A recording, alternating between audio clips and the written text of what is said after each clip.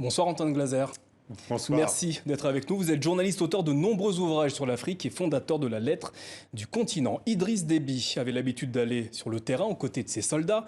C'est une mort inattendue pour un président de la République?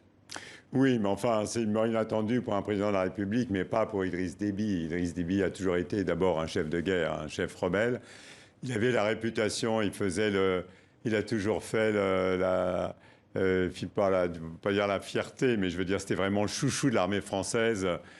Qui est toujours en train de vanter la façon dont depuis, même dans les années 80, comment il affrontait les chars libyens en forme de réseau. D'ailleurs, les réseaux qui sont descendus sur N'Djamena, ça veut dire ces convois de Toyota avec des mitraillettes d'un côté et des lance-roquettes de l'autre.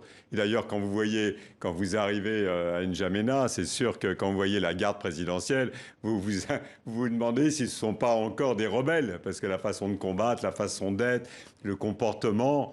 En fait, il a toujours été un chef de guerre et sa garde, c'est une garde présidentielle, en plus une garde présidentielle Zagawa, donc c'est un clan qui est quand même au pouvoir.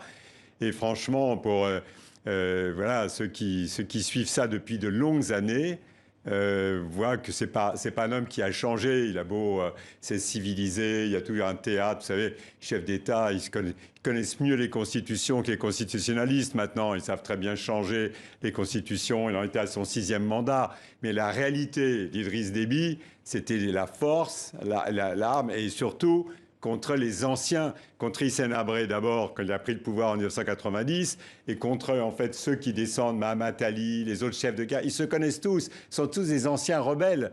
Il y a une sorte de compétition dans l'ombre entre eux dont on parle rarement. Justement, vous qui observez l'Afrique en général depuis un certain nombre d'années, aviez-vous imaginé un tel épilogue pour Idriss Déby? Oui, parce que l'année dernière, je veux dire, quand le Tchad a perdu 90 soldats dans le bassin du lac Tchad, à la frontière avec le Nigeria, contre Boko Haram, qui sont vraiment extrêmement aussi violents, c'est vrai de voir Idriss Déby en montant sa tente, en allant vraiment.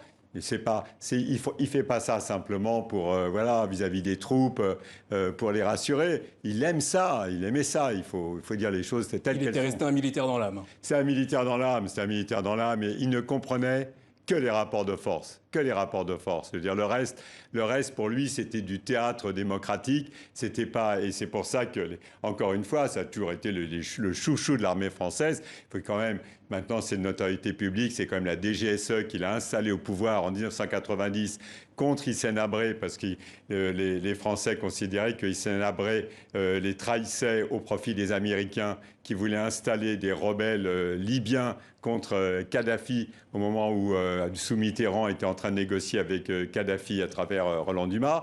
Et donc, à partir de ce moment-là, que c'était vraiment leur homme, et c'est la DGSE qui l'a installé. Son premier dîner à Paris, ça a été Boulevard Mortier. Donc, c'était vraiment l'homme de la France. Le siège de la DGSE. Absolument, le siège de la DGSE.